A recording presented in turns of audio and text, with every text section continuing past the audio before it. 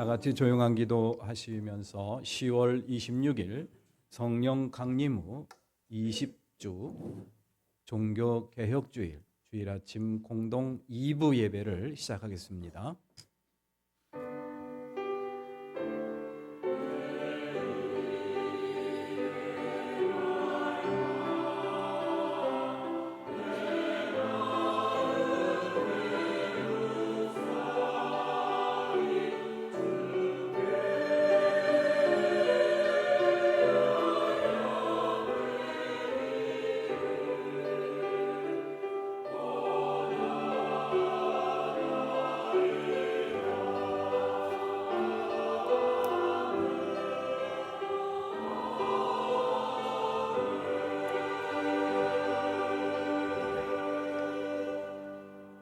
주님은 나의 힘, 나의 방패이시다. 내 마음이 주님을 굳게 의지하였기에 주님께서 나를 건져주셨다.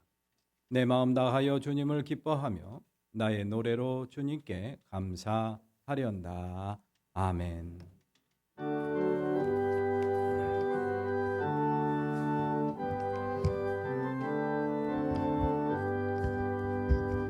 지난 일의 동안에 주의 인도했으니 주의 전에 모여서 감사 찬송합니다.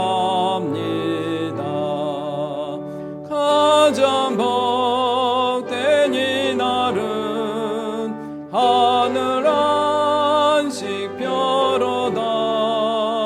가장 복된 이날은 하늘 아시벼로다. 주의 공로 힘입어 은혜 주심 일때에 화목하게 하시고 죄를 벗겨주소서. 세상 걱정 버리고 은혜 받게 하소서. 세상 걱정 버리고 은혜 받게 하소서. 하느님의 이름을 찬송하러 왔으니 모임 중에 계시고 영광 나타내소서. 기쁜 잔을 잔치에 참여하게 하시고 기쁜 하늘 잔치에 참여하게 하소서. 주의 기쁜 녹음을 모두 듣게 하시고 주의 은혜 베풀어 위로하여 주소서. 주님 오실 때까지 이날 지키리로다. 주님 오실 때까지 이날 지키리로다.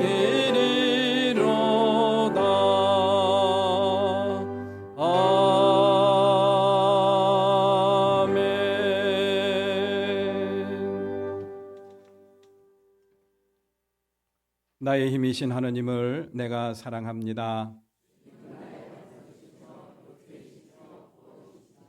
하느님의 말씀을 듣고 지키는 자는 복이 있습니다. 이 복음은 모든 믿는 사람을 구원하는 하느님의 능력입니다. 이 일은 오로지 믿음에 근거하여 일어나는 바 너희가 나의 말에 머물러 있으면 참으로 나의 제자가 되고 그러므로 사랑하는 여러분 굳게 서서 흔들리지 말고 아멘. 전능하사 천지를 만드신 하나님 아버지를 내가 믿사오며 그 외아들 우리 주 예수 그리스도를 믿사오니 이는 성령으로 잉태하사 동정녀 마리아에게 나시고 본디오 빌라도에게 고난을 받으사 십자가에 못 박혀 죽으시고 장사한 지 사흘 만에 죽은 자 가운데서 다시 살아나시며 하늘에 오르사 전능하신 하느님 우편에 앉아 계시다가 저리로서 산 자와 죽은 자를 심판하러 오시리라. 성령을 믿사오며 거룩한 공예와 성도가 서로 교통하는 것과 죄를 사하여 주시는 것과 몸이 다시 사는 것과 영원히 사는 것을 믿사옵나이다. 아멘. 성부 성자와 성령 영원히 영광 받으옵소서.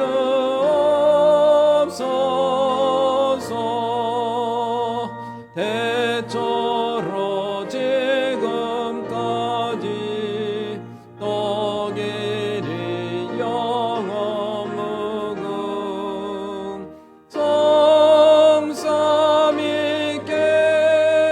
영광 아멘.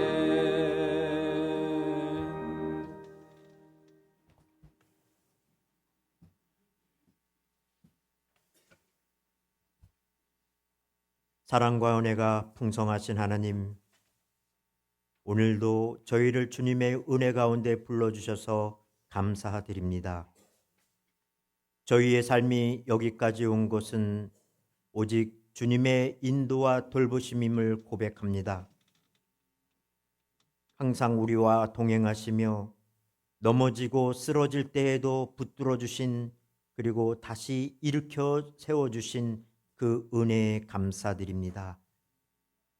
하지만 주님, 저희의 삶을 돌아보면 여전히 욕심과 세상의 기준을 따라 살아가고 있는 모습이 많았음을 이 시간 고백합니다.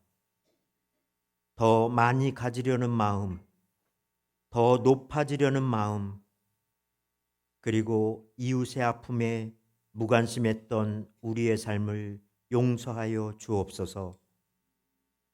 이제는 주님이 주신 자리에서 겸손히 순종하며 하나님의 뜻을 이루는 삶을 살게 하여 주옵소서.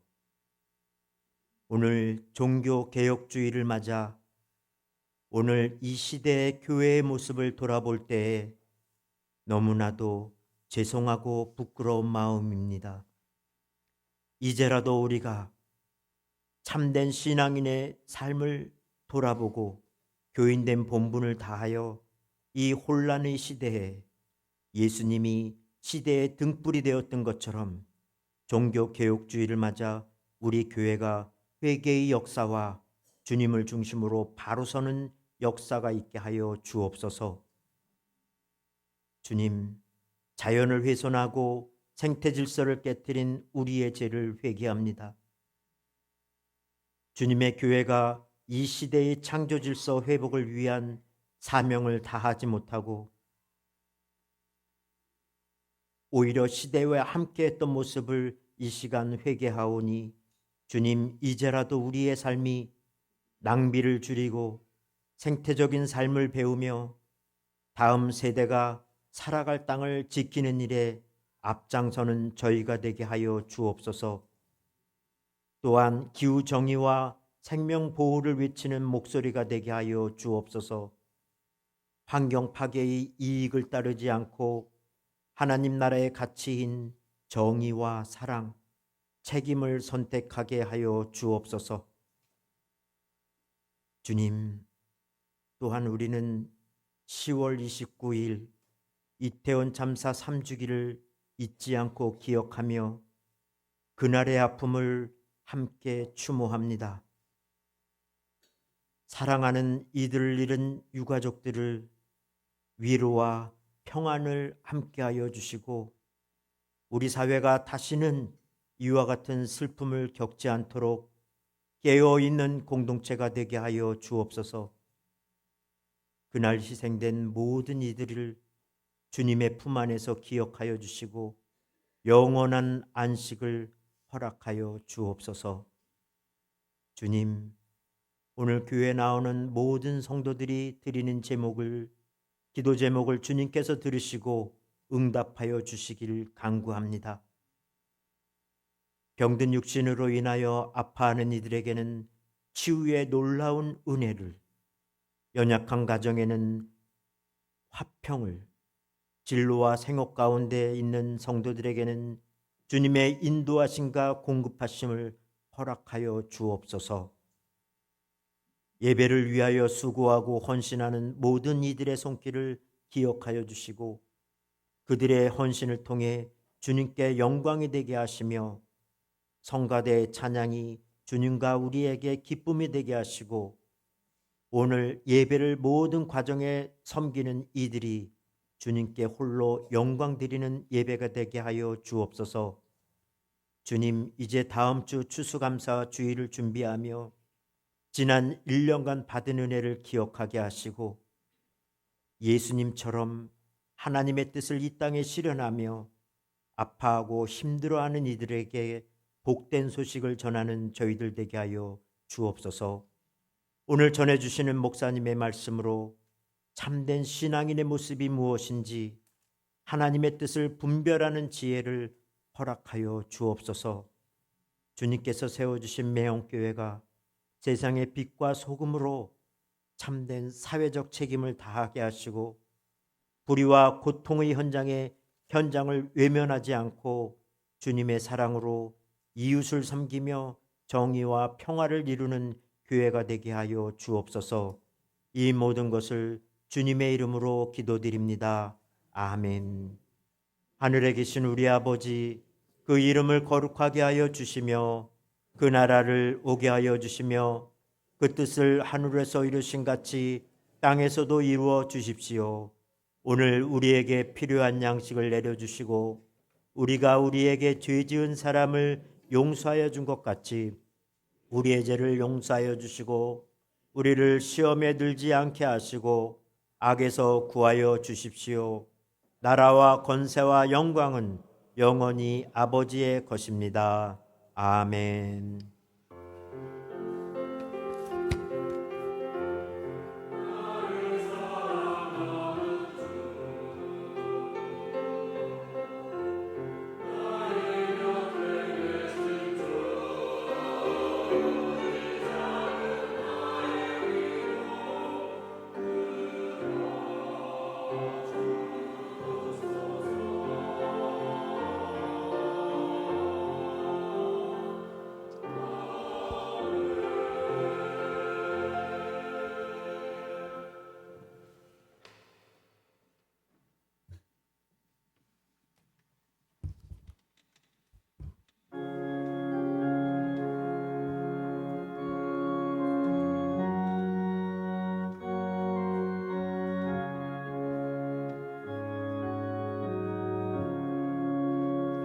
어린 양들아 두려워 말아라.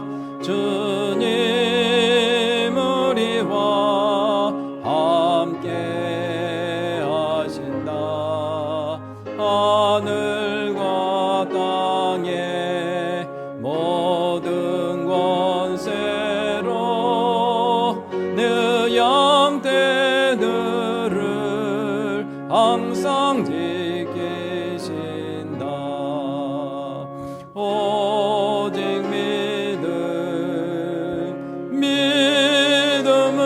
믿음으로 두려움 없으리.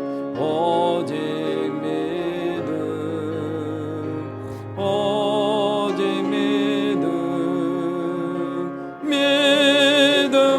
믿음으로 두려움 없으리.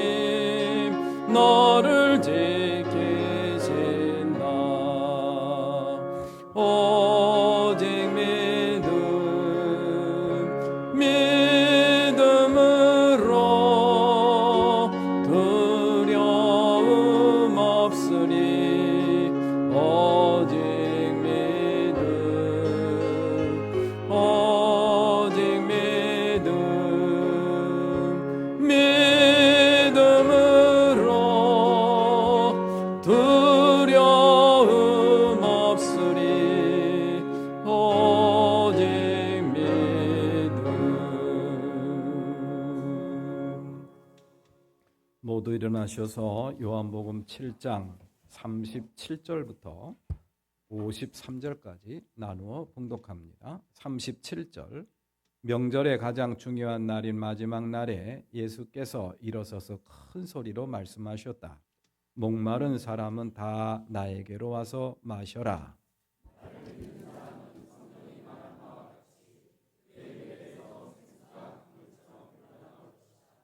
이것은 예수를 믿은 사람이 받게 될 성령을 가리켜서 하신 말씀이다. 예수께서 아직 영광을 받지 않으셨으므로 성령이 아직 사람들에게 오시지 않았다.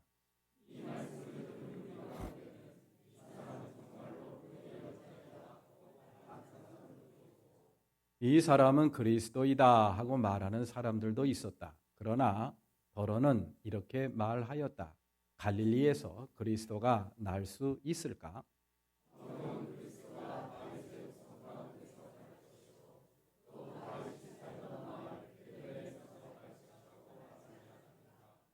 무리 가운데 예수 때문에 분열이 일어났다.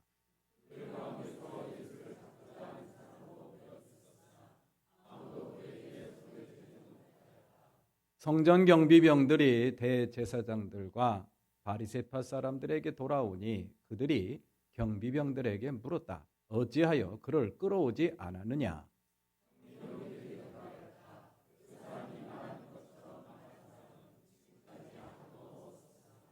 바리새파 사람들이 그들에게 말하였다. 너희도 미혹된 것이 아니냐?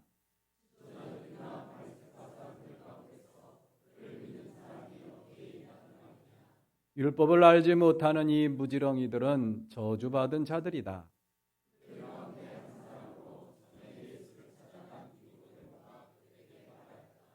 우리의 율법으로는 먼저 그 사람의 말을 들어보거나 또 그가 하는 일을 알아보거나 하지 않고서는 그를 심판하지 않는 것이 아니요.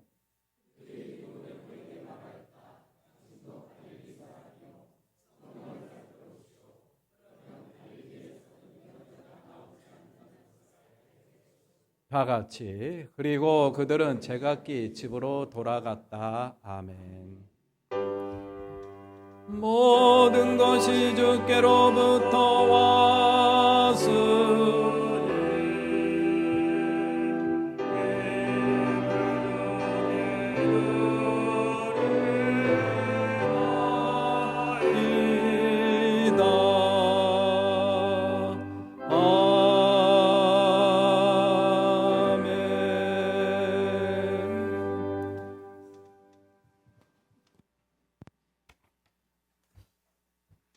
금주 묵상 말씀입니다. 나를 믿는 사람은 성경이 말한 바와 같이 그의 배에서 생수가 강물처럼 흘러 나올 것이다. 요한복음 7장 38절 말씀. 예수님께서 예수를 믿지 않고 예수를 잡아서 죽이려고 하는 사람들 앞에 놓고 하셨던 예언의 말씀입니다. 오늘 본문 말씀인데요. 이 말씀이 우리에게 주시는 의미와 교훈이 참 큽니다. 오늘 설교 시간에 잘 마음에 새기시고 한 주간 묵상했으면 좋겠습니다. 오늘 오후 예배는 2025년 찬양 축제 준비 모임으로 대신하도록 하겠습니다. 기관 부서별로 각 장소에서 모이셔서 이렇게 준비해 주시면 고맙겠습니다. 다음 주일은 추수감사주일로 지킵니다. 다른 교회는 보통 이 미국식을 따라서 11월 셋째 주에 추수감사절을 지키는데 저희 교회는 저희 교회 방식대로 지킵니다. 특별히 성경에 정해진 법은 없습니다. 단 추수를 마친 때쯤에 이렇게 지키는 게 좋겠다 싶어서 11월 첫 주로 정하고 지켜오고 있습니다. 여러분들 추수감사주의를 의미 있게 지키도록 도와드리기 위해서 감사일기, 40일 감사일기를 좀 쓰십시오라고 권고한 적이 있습니다. 노트를 나눠드렸는데요. 그거 잘 쓰고 계시죠? 윤은자 권사님 쓰고 계시죠? 예, 쓰실 줄로 믿습니다. 밀려서 쓰셔도 괜찮습니다. 지금 못 씁니다. 예, 10개가 있는데 10개 다 안 쓰셔도 돼요. 예, 하나만 쓰셔도 됩니다. 예, 한번 뭐 이렇게 헌금 봉투에 넣어서 뭐 드리는 것도 좋지만은 진짜 감사의 제목을 한번 내 손글씨로 써서 하나님께 좀 드렸으면 좋겠다라는 그런 차원이니까 그런 목회자의 마음을 잘 헤아려 주셨으면 좋겠습니다. 그 쓰신 거를 다음 주에 가져오십시오. 가져오셔서 현관에다가 각 부서 기관별로 바구니를 마련해 놓을 테니까 그 안에 넣으십시오. 그러면은 각 부서 기관장이 그것을 들고 헌금 시간에 이 앞에다가 이제 봉헌을 하는 그런 시간을 갖도록 하겠습니다. 하나님 앞에 내가 감사의 마음을 이렇게 담았습니다. 굉장히 의미가 있을 것 같아요. 예, 밀린 거 있으면은 요번 주에 다 쓰시기 바랍니다. 예. 제가 안 봅니다. 안 보니까 걱정 안심하시고 내신 다음에 다시 가져가시는 겁니다. 예배 끝난 뒤에. 10월 달 실행부 회의 있습니다. 2부 예배 마친 뒤에 봉사관 회의실에서 모임을 갖습니다. 환경부 공지입니다. 녹색교회를 탐방합니다. 청주에 있는 쌍샘교회를 탐방하는데요. 참석하실 교우께서는 게시판에 신청을 해 주십시오. 탐방 일시는 11월 13일 수능고사일입니다. 오전 10시 출발을 해서 오후 한 서너 시경에 돌아올 예정입니다. 문의는 민진영 목사에게 해주시기 바랍니다. 11월 예배위원 적어드렸습니다. 신앙공동체를 위한 헌신과 나눔으로 제7여선교회 중식봉사해 주십니다. 열심히 소고기 묵국을 끓이고 있는 걸 봤습니다. 맛있게 드시고 가시기를 바라고요. 그리고 강단 장식과 식용을 위해서 우리 총여성교회 그리고 민순영 권사님께서 직접 재배하신 장원 배를 기증해 주셨습니다. 감사드립니다. 2025년 추수감사절 찬양축제 마지막 광고입니다. 11월 2일 다음 주일이죠. 오후 예배 시간에 합니다. 조금 일찍 시작을 할까 그래요. 한 1시 한 30분이나 40분쯤 시작을 할 예정이니까 그렇게 마음의 준비를 해 주시기를 바랍니다. 주제는 예수님처럼 방법은 여러분들 자유곡 한 곡을 마음껏 발표를 하시는 겁니다. 그리고 찬양 축제 경품 후원을 받고 있는데요. 지금 얼마나 들어왔는지 모르겠어요. 오늘까지 받습니다. 우리 선미숙 권사나 서지연 집사에게 이렇게 제출해 주시면 고맙겠습니다. 그리고 청소를 적어놨는데 깜빡하고 지나가는 경우가 종종 있더라고요. 그래서 청소가 안 된 경우가 종종 있는데 그런 거를 좀 미연에 방지하기 위해서 다음 주 청소가 어느 부서이고 어느 분인가 어느 교우인가를 게시판에 크게 적어놨어요. 그러니까는 한번 확인하시고 그렇게 빠짐없이 차례가 오면은 그렇게 해주시기를 부탁을 드립니다. 새 식구를 소개합니다. 고영묘 우리 이여선교회고요. 용인 수지에서 사십니다. 그리고 좀 특이한 점은 우리 메탄 이동 법원 사거리에 있는 보스턴웰 치과의원 원장님이시기도 합니다. 이렇게 직분을 제가 안 썼는데요. 차차 아시게 돼 자연적으로 아시든지 또 이렇게 여러분들 앞에 공식적으로 말씀드릴 기회가 있습니다만은 아직은 개인적으로 좀 그냥 밝히지 않기를 바라셔서 이름만 밝힙니다. 여러분들 편의상 그냥 원장님으로 호칭을 해주시면 좋겠고요.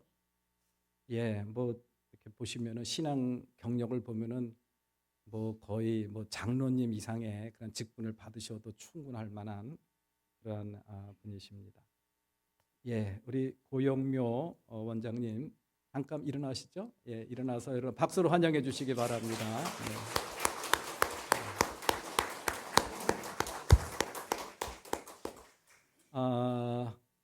그 65살 이상 되신 분들은 클리어하고 이 임플란트를 보험 적용이 된다며요. 그런데 그 원장님께서 저기 자기 부담 부분에 대해서 혜택을 드리겠다고 이렇게 또 말씀을 하셔서 제가 여러분들한테 말씀을 드립니다. 혹시 필요하신 분은 도움을 받으시기를 바랍니다. 기도드리겠습니다. 자비로우시고 은혜가 풍성하신 하나님 아버지 감사합니다. 오늘도 귀하고 복된 주님의 날 저희들에게 허락해 주시고 이렇게 주님 전에 모여 함께 예배하는 사랑하는 권속들 하나님께서 어여삐 여겨 주시옵소서. 이렇게 주님을 마주하며 예배하고자 나온 남녀 종들, 착하고 신실한 남녀 종들을 이 한 시간도 어여삐 여겨 주시고 축복해 주시기를 간절히 원합니다. 이 한 시간도 준비한 예물을 하나님 앞에 드린 귀한 손길들 있습니다. 하나님 기억해 주시고 또한 어여삐 여겨 주시기를 소망합니다. 이 예물을 드린 손길마다 하나님 꼭 붙잡아 주셔서 위로해 주시고 격려해 주시옵소서. 하나님의 따뜻한 손으로 어루어 만져 주셔서 참으로 저들 삶 속에 큰 기쁨과 감사의 제목이 차고 넘치도록 축복해 주시기를 원합니다. 이 예물이 하나님의 나라와 영광을 위해서 소중하게 사용될 수 있도록 성별해 주시고 축복해 주시기를 원합니다. 오늘도 이렇게 주님 전에 나오고자 원하지만은 여러 가지 사정으로 나오지 못한 권속들이 있습니다. 특별히 병으로 인하여 고통당하는 사랑하는 권속들 기억해 주시고 주님께서 불쌍히 여겨주시고 이 한 시간 내려주시는 동일한 은혜를 내려주시기를 원합니다. 이 한 시간도 하나님께서 뜻이 계셔서 사랑하시는 여종을 우리 교회에 또 보내주셔서 함께 신앙의 길을 걷게 해주신 줄로 믿습니다. 하나님의 뜻이 이루어지기를 소망합니다. 믿음의 진보를 이루게 도와주시고 마음의 큰 기쁨과 평안을 얻게 하옵소서. 예수님의 이름으로 기도드립니다. 아멘.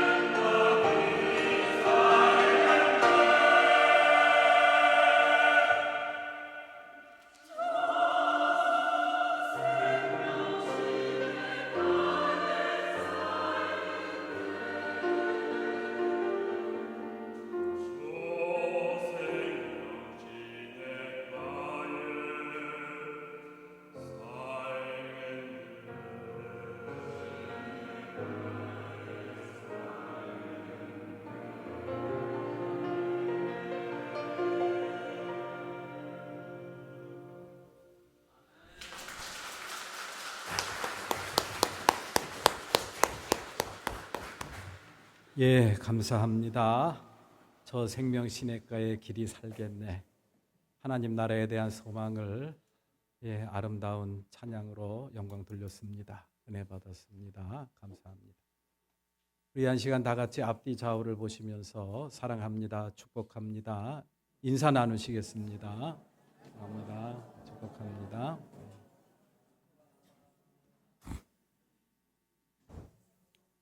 지난 시간에 우리 예수님이 자기를 잡아서 죽이려고 하는 사람들에게 둘러싸여 있는 그런 상황에서도 담담하게 주의 복음을, 주의 말씀을 가르치는 하나님께서 맡겨주신 사역을 끝까지 놓지 않고 감당하시는 그러한 모습을 우리가 살펴봤습니다. 어떻게 하면은 잡아갈까 하고 때를 노리고 있는 그런 사람들에게 둘러싸여 있는 그런 상태. 오늘 본문 말씀에 보니까 대제사장들이 예수를 잡아오려고 보낸 사람들이 있어요. 경비병들. 경비병들이 그 앞에 진을 치고 있고 또 예수를 싫어하는, 미워하는 그런 사람들로 둘러싸여 있는 그런 상황에서 끝까지 복음을 또 끝까지 가르침을 자기에게 맡겨진 일을 감당하는 그런 예수님의 모습. 그 비결이 뭘까? 두 가지를 우리가 함께 살펴봤죠. 첫 번째로는 예수님의 때, 하느님의 때. 잡으러 왔지만은 아무도 손을 대지 못하는 그런 상황을 두고서 이 성서 기자는 그걸 어떻게 설명하고 있느냐? 아직 하느님의 때가 이르지 않았더라. 이거에 대한 분명한 믿음과 확신이 있었어요. 예수님에게는. 너희들이 아무리 나를 붙잡으려고 하지만 내가 할 일을 다 마치기 전에는 절대로 너희는 나를 붙잡지 못할 것이다. 이 믿음. 그리고 또 하나가 있었죠. 하나님 나라에 대한 소망과 확신. 오늘도 우리 성가대원들이 귀한 찬양을 해주셨습니다마는 너희들이 나를 붙잡아가서 나를 박해하고 나를 죽여? 괜찮아. 나는 나를 보내신 분에게로 돌아가는 것뿐이야. 그러니까 괜찮아. 때가 되면 하나님이 나를 데려가실 텐데 그 때가 아직 안 됐고 때가 돼서 너희들이 나를 붙잡아다가 죽여도 나는 단지 나를 보내신 에게로 돌아갈 뿐이다. 라는 하나님 나라에 대한 분명한 확신과 소망. 이것이 바로 예수님이 가지고 있었던 그러한 믿음의 내용이었습니다. 이러한 믿음이 있었기 때문에 예수님께서는 그런 위기의 상황에서도 흔들림 없이 맡겨진 사명을 잘 감당할 수 있었구나라는 것을 우리가 살펴봤습니다.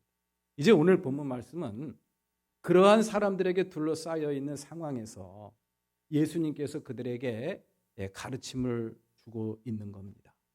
가르침을 듣고서 나타나는 다양한 반응을 오늘 저희들에게 소개하고 있어요. 첫 번째로는 저분은 맞다. 하늘에서 하느님이 보내신 구세주이다. 구원자이다. 라는 그런 믿음이 생기는 사람들도 있었어요. 오늘 본문 말씀해 보니까 저분은 참 예언자다. 참 예언자는 그리스도라는 표현의 또 다른 표현입니다. 그리고 저분은 그리스도다. 기름 부음을 받은 사람이다. 하늘로부터 내려온 사람이다. 라는 그런 믿음을 갖고 있는 사람들이 생겨나기 시작을 했습니다. 그리고 조금 아주 특이한 것은요, 경비병들의 모습입니다. 경비병들이 예수님을 잡아오라고 대제사장들이 보냈는데 이 사람들이 예수님을 붙잡으러 왔다가 예수님의 말씀을 듣고 은혜를 받은 거예요. 뭘 받았다고요? 은혜를 받았어요. 도저히 붙잡을 수가 없어요. 그리고 빈손으로 갑니다. 그랬더니 대제사장들이 왜 붙잡아 오랬더니 왜 빈손으로 오느냐 그랬더니 이 경비병들이 하는 이야기가 오늘 본문 말씀이 뭐라 그랬습니까?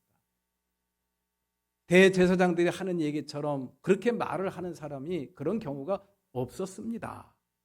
당신들이 예수님을 체포하라고 이야기한 그런 명분에 부합하지 않다라는 그런 이야기. 도대체 흠잡을 데가 없었더라는 그런 이야기. 그랬더니 대제사장들이 화가 났어요. 그래서 하는 이야기가 너희들도 미혹됐구나. 예수님의 말씀을 듣고 미혹됐구나. 너희들도 예수님한테 한편이 됐구나 라고 타박을 하는, 야단을 치는 그러한 모습을 볼 수가 있습니다. 또 하나 아주 특이한 장면이 나오는데요. 오늘 본문 말씀에 이 니고데모의 모습이 나옵니다. 니고데모는 아주 굉장히 높은 관원이에요. 권력자입니다.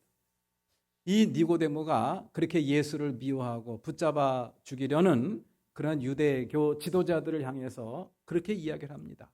우리 유대교 관습에는 아무리 이단적이라는 말을 할지라도 와서 직접 들어보고 판단한 다음에 그래야 판단을 하는데 우리가 직접 들어보지 않고 그렇게 판단하는 것은 경우에 어긋나는 거 아닙니까? 이러면서 딴지를 겁니다. 그랬더니 오늘 본문 말씀해 보니까는 그 유대교 지도자들이 니고데모를 향해서 뭐라고 이야기를 합니까? 당신도 한편이구나. 당신도 갈릴리 사람이요? 이러면서 그 니고데모를 야단을 치는 그러한 모습. 오늘 본문 말씀의 내용이 바로 그 말씀입니다. 그러한 사람들에게 둘러싸인 상황에서 예수님께서 하신 예언이 있어요. 오늘 본문 말씀의 핵심 구절이 바로 그 구절입니다. 그 예언의 말씀이 바로 38절 말씀. 다 같이 한번 봉독합니다. 다 같이 38절 시작. 나를 믿는 사람은 성경이 말한 바와 같이 그의 배에서 생수가 강물처럼 흘러나올 것이다. 지금은 너희에게 성령이 임하지 않아서 예수님께서 영광을 받지 않으셨기 때문에 아직 성령이 임하지 않은 상태라고 오늘 성경에서 기록하고 있어요. 그렇기 때문에 그들 마음속에 아직 성령이 임하지 않았습니다. 성령이 임하지 않았기 때문에 예수님께서 하신 일이 바로 뭐예요? 하늘로부터 온 구원자요, 너희들을, 죄인들을 구원하기 위하여 이 땅에 보내심을 받은 그리스도라는 사실을 알려주기 위해서 예수님께서 쓰신 방법이 뭡니까? 기적이죠, 기적. 기적을 보여주는 거예요. 물로다가 포도주를 만들고 38년 된 병자를 벌떡 일으키고 그리고 물고기 2마리와 떡 5개로 5,000명을 먹이는 그런 기적을 일으키는 이유가 바로 그겁니다. 나는 하늘에서 하나님이 너희들을 구원하기 위하여 보낸 그리스도다. 구원자다. 하나님의 아들이다. 그거를 가르쳐 주기 위해서 예수님께서 기적을 일으키고 표징을 보여주신 거예요. 그런데 오늘날은 그런 기적과 표징 안 일어납니다. 왜 그럴까요? 예수가 하나님의 아들이고 예수가 그리스도라는 사실을 알게 하시는 이유가 있기 때문에, 그게 바로 뭐냐? 내 안에 오신 성령입니다. 그렇게 믿으시기를 기원합니다. 이때는 아직 예수님이 영광을 받지 않으셨기 때문에 성령이 그들에게 임하지 않았다라고 오늘 본문 말씀에 기록되어 있잖아요. 그런데 예수님이 십자가에서 죽으시고 부활하시고 승천하신 다음에 다시 성령으로 어디로 오셨어요? 우리 안에 오셨어요. 우리 안에 오셔서 뭐가 되신 거예요? 돕는 자, 헬퍼, 보혜사가 됐다라는 그런 이야기. 그 헬퍼의 역할이 바로 뭡니까? 예수가 그리스도이심을 믿게 하는 거예요. 놀라운 일입니다. 놀라운 은혜예요. 그러니까 저와 여러분들은 오늘날 기적이나 표징 같은 거 안 봐도 예수를 믿게 되어 있습니다. 이건 큰 은혜입니다. 그렇게 예수를 믿는 사람들에게 임할 놀라운 역사를 오늘 본문 말씀 38절에서 이렇게 저희들한테 가르쳐 주고 있어요. 누구든지 나를 믿는 사람은 그 배에서 생수가 강물처럼 흘러나올 것이다. 생수가 강물처럼 흘러나올 것이다라는 말은 무슨 말이냐? 성령을 받게 될 것이라는 그런 이야기. 근데 그 성령이 어떤 성령이냐? 강물 같은 성령입니다. 여러분들 물에는 두 가지 종류가 있다는 것을 성경에 이야기하고 있어요. 샘물과 강물이 있습니다. 샘물은 찔끔찔끔 나오는 물을 떠먹는 거예요. 이거는 나나 내 주변에 있는 몇 사람만 살릴 수 있는 물이 됩니다. 그러나 강물은 민족을 살리죠. 국민을 살리고 백성을 살리는 큰 물줄기입니다. 예수를 믿는 사람은 나 혼자만 살고 나 혼자만 변화받는 그런 역사가 일어나는 것으로 끝나는 게 아니라 나뿐만이 아니라 내 주변에 있는 가족들, 내 주변에 있는 신앙 공동체, 내 주변에 있는 이웃들, 친구들, 내 주변에 있는 이 민족과 이 나라까지 다 구원하고도 남을 만한 강물 같은 성령의 역사가 임한다라는 그런 놀라운 이야기입니다. 오늘 예수님께서 그런 어떻게 보면 참 뜬금없는 이야기를 하신 거예요. 지금은 이렇게 너희들이 나를 둘러싸고 내가 그렇게 많은 기적과 표징을 보여줌에도 불구하고 나를 믿지 못하지만 성령이 임할 것이다. 그 성령이 임하면 너희들이 나를 믿게 될 것인데 그렇게 믿게 되는 그 시점에는 어떤 일이 일어나느냐? 강물 같은 성령. 한번 따라서 해보시죠. 강물 같은 성령. 강물 같은 성령이 임한대요. 그 예언이 오늘 본문 말씀의 내용입니다. 오늘 본문 말씀의 내용이 이제 이 내용인데요. 그러면 이 말씀이 오늘 우리에게 주는 의미가 뭔가를 우리가 이제 한번 생각을 해야죠. 저와 여러분들에게 주어진 설교자에게 주어진 숙제입니다. 이 말씀이 오늘 우리에게 주는 의미가 뭐냐는 그런 이야기. 누구든지 예수를 믿는 자는 강 같은 성령이 임한다고 했는데 여러분들 삶 속에 정말 강물 같은 성령이 임하셨습니까? 조재현 권사님 임하셨습니까? 한번 생각을 해보자는 오늘 본문 말씀에 분명히 예수님이 말씀하셨는데 그런 강물 같은 성령이 임하면은 나뿐만이 아니라 내 주변에 있는 많은 사람들이 살아나요. 변화가 돼요. 그리고 이 나라와 이 민족이 살아나는 살려내는 놀라운 역사를 우리가 누릴 수가 있고 경험할 수가 있는데 겨우 나 혼자 신앙생활 하는 것도 허우적대면서 그냥 겨우 샘물만 떠먹고 사는 그런 믿음의 그런 삶을 혹시 살고 있지 않은지 한번 살펴보자는 그런 이야기. 분명히 그랬잖아요. 예수님께서 분명히 그랬잖아요. 나를 믿는 사람은 생수가 강물처럼 흘러나올 것이다. 강물 같은 성령이 임할 것이다. 그래서 너도 살고 남도 살리고 이웃도 살리고 공동체를 살리고 교회를 살리고 이 민족을 살리는 놀라운 능력을 경험할 수가 있다고 했는데 내 삶 속에서 그런 경험을 하고 있느냐는 그런 이야기. 그래서 저는 그런 생각을 해봤습니다. 그러면은 분명히 이런 하나님 예수님께서 우리에게 주신 그 약속의 말씀이 이루어지지 않는 그 이유가 있을 것이다. 그 이유가 뭘까? 그게 오늘 본문 말씀에 기록이 되어 있어요. 암시하고 있습니다. 그것을 저는 두 가지 뚝으로 우리의 성령의 역사를 성령의 생수와 같은 강물 같은 성령의 흐름을 꽉 막아버리는 가로막는 두 개의 뚝이 있구나. 견고한 뚝이 있구나라는 것을 오늘 본문 말씀을 통해서 한번 깨닫게 되더라고요. 강물 같은 성령의 역사는 이미 저와 여러분들 안에 임한 줄로 믿으시기를 바랍니다. 이 예수님이 말씀하실 이 당시는 성령이 오시지 않았다 그랬어요. 그런데 예수님이 부활하시고 승천하신 다음에는 그 성령이 우리 안에 임하신 줄로 믿습니다. 여러분들 안에 이미 임하셨다라는 그런 이야기. 강물과 같은 성령이 이미 임하셨다라는 그런 이야기.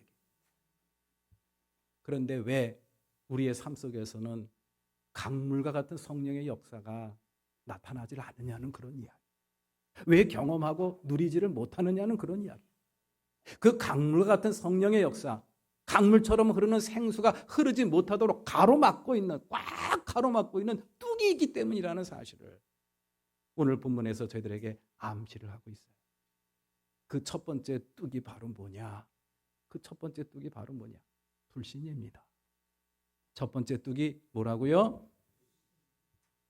예수님께서 성령을, 강물 같은 성령을 주신다고 했지만 나하고는 상관이 없다라고 그렇게 혼자 마음의 문을 닫아버리는 거예요. 어느 유명한 부흥 강사 목사님이나 어느 신실한 목사님이나 경건한 목사님이나 40일 금식 기도를 3번씩이나 한 어느 목사님이나 해당되는 것이지 나 같은 사람에게 그게 무슨 해당이 되는 건가라는 이 불신의 뚝 아닙니다. 여기서 제외되는 사람은 한 사람도 없어요. 여기 안에 앉아있는 모든 사람에게는 이미 이 강물 같은 성령이 이미 임하셨어요. 그런데 그것을 흐르지 못하도록 막는 뚝이 있는데 그것이 바로 뭐냐? 불신이에요. 안 믿는다라는 그런 이야기. 사무엘상 3장 말씀에 보면은 사무엘이 예수님의 음성을 듣는 이야기가 나옵니다. 사무엘이 성전 법궤 앞에서 이렇게 지내고 있었을 때 우리 하나님께서 사무엘을 부르십니다. 사무엘아, 사무엘아. 그래서 깜짝 놀라서 자다 말다 일어나서 엘리 제사장에게로 뛰어갑니다. 제사장님 부르셨습니까? 아니 사무엘아, 지금 한밤중인데 내가 너를 왜 부르니? 나 너 안 불렀어. 그냥 들어가 자거라. 예. 근데 또 사무엘아, 사무엘아, 이게 웬일이지? 또 일어나서 엘리 제사장에게 가지 않았습니까? 그렇게 몇 번 했죠? 3번 했어요. 그러니까 그때 엘리 제사장이 깨달은 거야. 아, 이거는 하느님이 부르시는 거구나. 그래서 이 엘리 제사장이 사무엘에게 그렇게 이야기를 하죠. 다음에 그런 소리가 또 나면은 어떻게 하라 그랬어요? 예, 주님 말씀하옵소서. 주님의 종이 듣겠습니다. 듣고 있습니다라고 이야기를 하라. 그래서 주님의 음성으로 알아듣는 그런 사무엘의 모습. 저는 이 말씀을 읽고 묵상하면서 그런 생각이 떠오르게 되더라고요. 그렇구나. 우리 주님께서는 매 순간 수시로 우리에게 끊임없이 말씀하시는데 그것을 듣지 못하는 이유는 2가지구나. 하나는 무지, 모르는 거예요. 또 하나는 불신. 다른 사무엘에게는 말씀하셔도 나에게까지 하나님의 말씀하실까 믿질 않는 거예요. 여러분들 정말 믿으십니까? 하나님이 여러분들 마음과 생각을 통해서 지금도 말씀하시고 계시다는 사실을 정말 믿으십니까? 믿으셔야 됩니다. 그래야 주님의 음성으로 알아들을 수가 있다라는 그런 이야기. 말씀하십니다. 사무엘에게 말씀하신 그 하나님, 저와 여러분들이 믿는 하나님이십니다. 사무엘에게만 딱 말씀하시고 오늘 저와 여러분들에게는 입을 딱 다물고 계신다? 아닙니다. 어떠한 경로를 통해서든지 저와 여러분들한테 분명히 말씀하고 계신 하나님이신 줄로 믿습니다. 다른 사람에게는, 사무엘에게는 그랬다 할지라도 나에게까지 그렇게 할 리가 있나?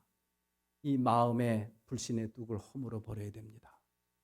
그래야 음성을 들을 수가 있어요. 성령의, 강물 같은 성령의 역사도 마찬가지입니다. 강물 같은 성령의 역사, 아주 경건하고 훌륭하고 신실하신 분들에게나 해당되는 것이지 나에게는 이것이 해당될 것일까? 의문을 품고 불신하는 거, 이거 허물어 버려요. 나에게도 그 성령의 역사가, 이미 임하신 그 성령의 역사가 이 불신의 뚝 때문에 가로막혀 있구나라는 사실을 우리가 깨달아야 됩니다. 오늘 본문 말씀에 보면은 그런 불신의 벽을 쌓고 있었던 사람들의 모습이 보여요. 바로 이 유대교 지도자들입니다. 대제사장들, 서기관들, 바리새인들. 이 사람들은 성경의 도사들이에요.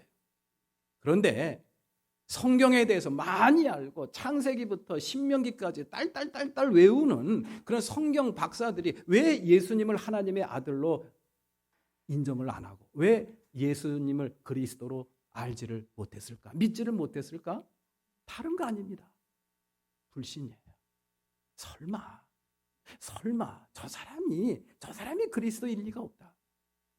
마음의 불신의 벽을 갖고 있었기 때문에 예수님께서 물로 포도주를 만들고 그리고 38년 된 병자를 벌떡 일으키고 오병이어로 5천 명을 먹이고 12광지를 남겨도 소용이 있다 없다?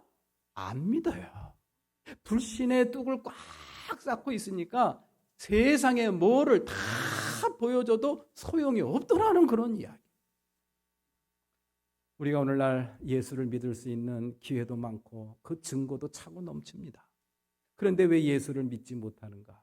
불신입니다. 마음의 문을 활짝 열어야 됩니다. 오늘 종교개혁주일인데요. 마틴 루터가 떠오릅니다. 마틴 루터가 그런 유명한 말을 남겼어요. 하나님께서 너희를 향하여 벽을 향하여 가라 라고 하면은 우리는 가야 됩니까? 말아야 됩니까?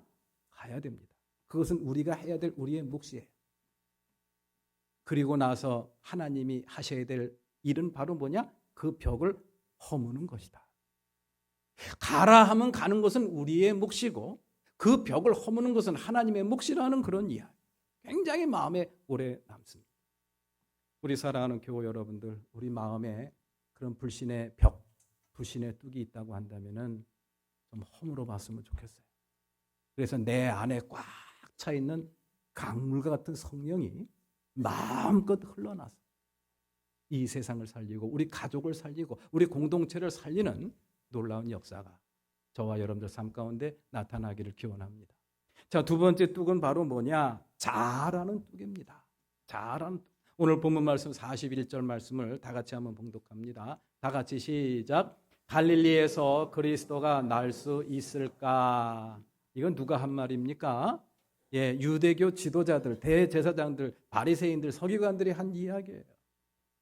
예수가 그리스도라는 증거를 누차 반복해서 보여줬지만 믿지를 못하는 그 이유가 바로 여기 있구나라는 것을 깨닫게 돼요. 갈릴리에서 그리스도가 날 수 있을까? 사실 예수님은 갈릴리에서 태어나신 분이 아니죠. 어디서 태어났죠? 베들레헴에서 태어나셨습니다.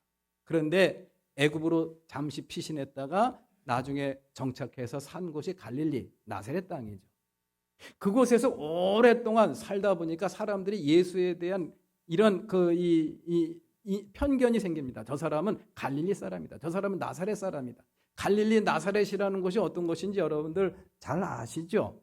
그곳은 이 이방 나라와 경계를 두고 있는 변방입니다. 변방입니다. 우리식으로 이야기하면 촌사람이에요.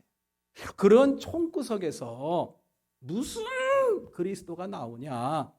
그리스도라고 한다면은 가문 좋은 명문가에서 공부도 많이 하고 그냥 귀하게 자라난 그런 명문가의 자제 가운데 하나가 나타나야지 무슨 저기 촌구석에서 무슨 그리스도가 나오냐 이겁니다. 이러한 고집과 아집, 편견의 본질이 바로 무엇입니까? 에고, 자아예요. 성경을 많이 알고 창세기, 출애굽기, 민수기, 신명기까지 딸딸 외우는 그런 실력을 갖췄지만은 그 실력이 뭐가 됐느냐? 바로 아집과 편견과 고집으로 점철되어 온 그러한 모습. 그래서 형성된 자아. 그것 때문에 예수를 그리스도로 믿지 못하는 그러한 유대교 지도자들의 모습. 우리들의 모습을 한번 생각해 봤으면 좋겠어요. 오늘도 우리가 정말 강물과 같은 성령의 역사를 경험하지 못하는 또 하나의 뚝이 있다고 한다면 그 자아라는 벽입니다. 내 고집과 편견. 이거 허물지 못해가지고 진정한 성령의 역사를 경험하지 못하는 경우가 얼마나 많은지 알 수가 없어요.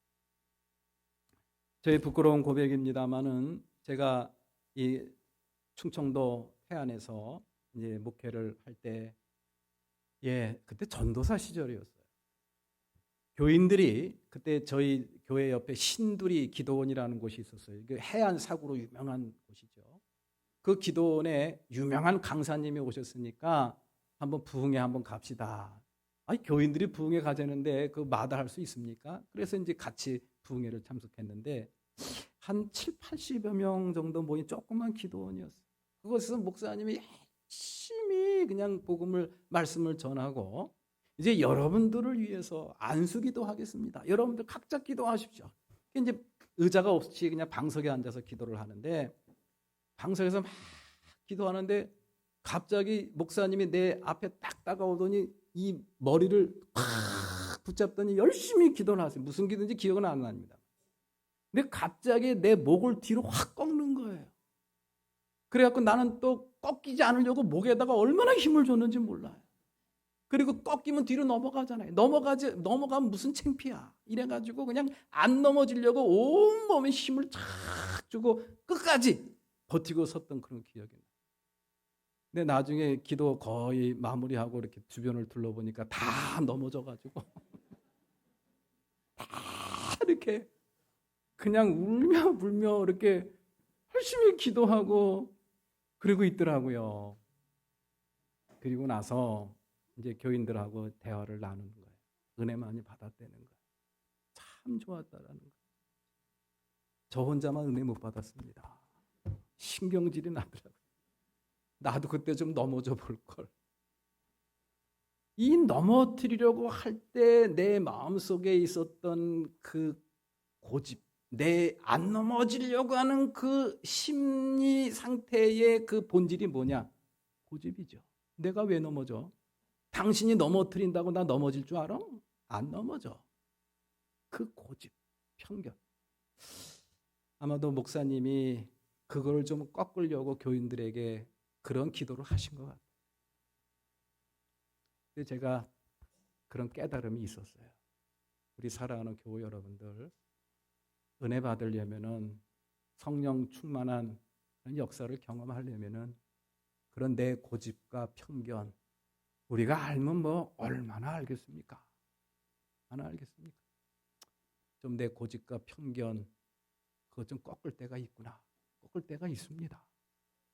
꺾을 때가 있다라는 판단이 들면 꺾으세요. 그리고 순종하세요. 그래야 강물 같은 성령의 역사가 나타나지 않을까 하는 생각을 그때 한번 해본 적이 있습니다. 이제 말씀을 정리를 해야 되는데, 우리 사랑하는 교우 여러분들, 그렇게 불신과 자아라는 뚝을 허물 때 성령이 생수의 강처럼 흘러내린다는 이 약속, 마음에 잘 새겼으면 참 좋겠습니다. 그 약속을 믿고 마가다락방에서 기도했던 제자들이 있죠. 그때 마가다락방에서 기도했던 제자들이 몇 명이라고 나오죠? 120명이라고 나옵니다.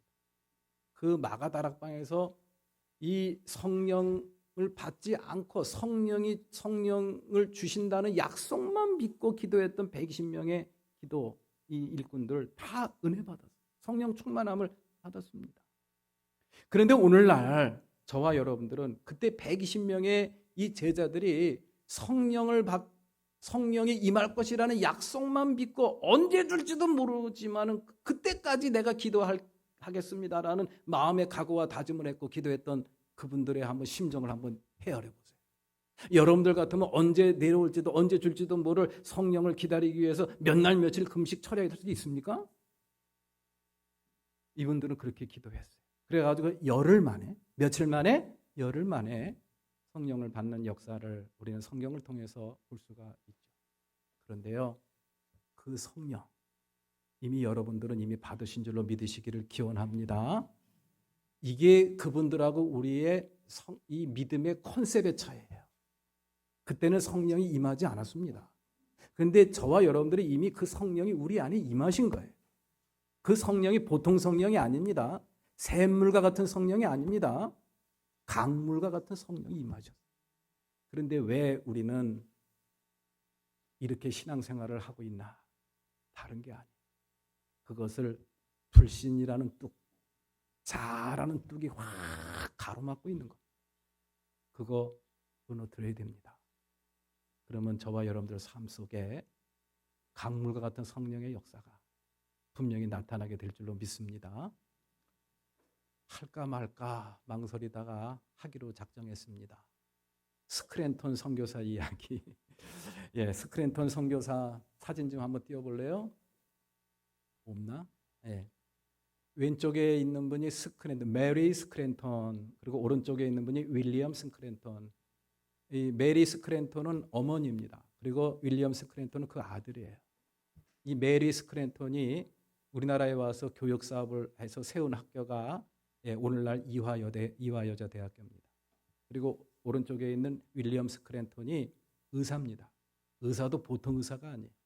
예일대학교를 졸업하고 뉴욕 의대에 가서 의사가 됐어요. 엘리트 의사입니다. 어디 가서든지 원장이 될 수가 있는 자격을 갖고 있는 분이에요. 근데 이분이 얼마나 교만했는지 몰라요. 어머니가 매우 속상해. 어머니는 굉장한 신실하신 믿음의 소유자였어요. 근데 이 윌리엄 스크랜턴이 어느 날 꼬꾸라진 거예요. 장티푸스가 걸렸어요. 죽을 병에 걸렸어요. 그래서 이 어머니의 기도를 기억하면서 하나님 앞에 서원합니다. 하나님, 나 이거 고쳐주면은 하나님이 가라는 대로 가겠습니다. 그 정말 고침을 받았어요. 그래서 고침받고 온 곳이 전 세계에서 가장 가난하고 가장 못 사는 나라, 이 조선 땅에 온 거예요. 조선 땅에 와서 외국인들만 모여 사는 정동교회 근처에다가 병원을 세웠는데 이게 마음이 불편한 거예요. 마음이 불편해요. 왜 불편하느냐? 거기는 부자들만 와요. 가난한 사람들은 오지를 못합니다.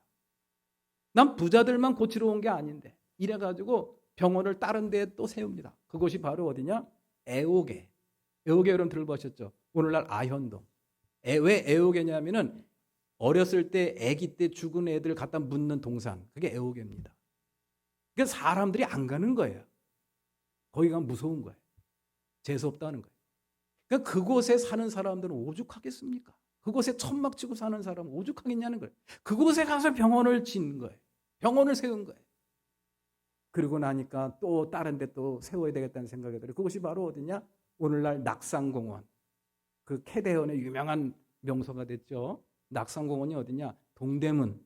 동대문에 있는 언덕배기입니다. 거기에는 창기들 그리고 백정들 이런 사람들만 모여 사는 동네였어요. 그런 사람들 속으로 들어간 겁니다. 그리고 또 한 군데 세우는데 그것이 어디냐? 상동교회 근처. 남대문 아닙니다. 남대문에다가 병원을 세웠어요. 그곳에는 어떤 사람이 먹고 살 게 막막해서 날품팔이 하는 사람들, 지게 지는 사람들, 인력거 끄는 사람들, 그런 사람들이 모여 사는 천막촌에 갔다가 교회를 지었어요. 병원을 지었어요. 그런데 그곳이 오늘날 어떻게 됐습니까? 아현동에 애옥에 세운 이 윌리엄 스크랜턴이 세운 이 교회가 오늘날 병원이 뭐가 됐습니까? 아현교회가 됐어요. 그리고 동대문 낙산공원에 그 창녀들, 또 기생들, 그 백정들이 모여 사는 그 동네에 세운 병원이 오늘날 뭐가 됐습니까? 동대문 교회가 됐습니다. 그리고 남대문 안에 날품팔이 어려운 사람들, 이런 사람들 위해서 세운 병원이 오늘날 뭐가 됐습니까? 상동교회가 됐습니다. 상동교회, 동대문교회, 아현교회. 우리나라의 대표적인 감리교회입니다. 성령의 역사에 부름에 응답하고 순종했던 이 스크랜턴이 남긴 업적입니다. 저와 여러분들도 성령의 음성을 듣고 불신과 자아의 뚝을 확 허물어 버리면은 여러분들도 그런 놀라운 자취를 남길 수가 있어요. 내가 하는 게 아닙니다. 하느님이 하시는 겁니다. 성령께서 하시기 때문에 가능하다라는 그런 이야기. 우리 마음속에 있는 불신의 뚝, 우리 마음속에 있는 이 자아의 뚝을 허무서서 강물 같은 성령의 역사를 누리시고 경험하는 저와 여러분들이 되시기를 주님의 이름으로 축원합니다. 다 같이 일어나서 찬양하시겠습니다.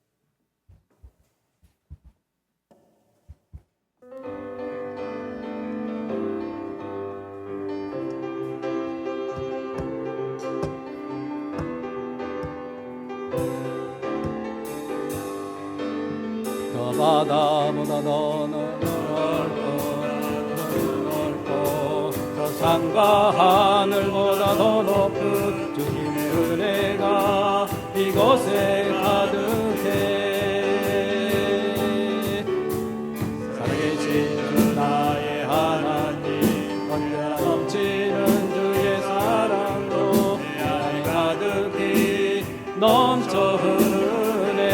같이 박수 치면서 내게 강 같은 평화 내게 강 같은 평화 내게 강 같은 평화가 넘치네 할렐루야 내게 강 같은 평화 내게 강 같은 평화 내게 강 같은 평화가 넘치네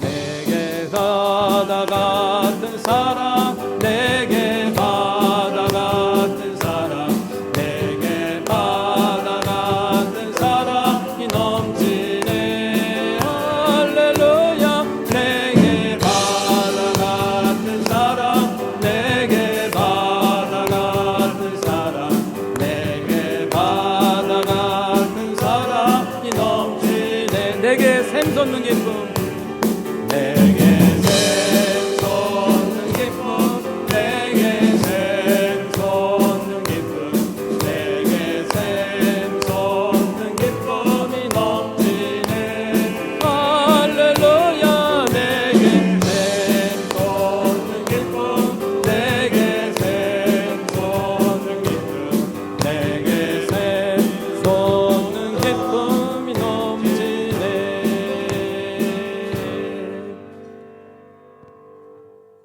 예수를 믿으면 강물 같은 성령이 임하여 우리의 삶이 변화되고 우리 주변에 있는 모든 민족이 구원받는 놀라운 역사가 일어난다고 했는데 과연 우리의 삶 속에서는 그런 놀라운 강물 같은 성령의 역사가 일어나고 있는가? 이 한 시간 말씀을 대하며 성찰하게 하신 하나님 참 감사드립니다. 예수를 보고도 예수를 믿지 못했던 그 사람들 마음속에 있었던 그 불신의 벽, 그 사람들 마음속에 굳게 자리 내리고 있었던 자아의 벽, 저희들 마음속에도 그런 것들이 있었다는 사실을 이 한 시간 다시 한번 깨닫게 해주셔서 감사드립니다. 하나님, 이 두 개의 불신의 뚝과 이 자아의 뚝을 무너뜨리기를 원합니다. 이 뚝이 무너져서 강 같은 성령의 역사가 저희들 삶을 변화시키고 우리의 주변의 모든 삶을 변화시키고 구원하는 놀라운 역사를 경험하게 하옵소서. 강 같은 평화를 매 순간 누리게 도와주시고 바다 같은 사랑을 마음속에 품게 하시고 샘솟는 기쁨으로 우리에게 주어진 삶을 힘있게 살아가게 하옵소서. 이제는 우리 주 예수 그리스도의 은혜와 하나님 아버지의 크신 사랑, 성령님의 감화 감동 역사 내주하시고 오늘 주님을 마주하며 온전한 예배로 영광 돌리고 주의 말씀을 마음에 품고 힘있게 믿음의 삶을 살기로 다짐하며 세상을 향해 나아가는 우리 사랑하는 모든 교우들 머리 위에, 저들의 가정 위에, 저들의 기업과 직장과 또 학업 위에 지금부터 영원토록 함께 하셨기만을 간절히 축원하옵나이다. 아멘.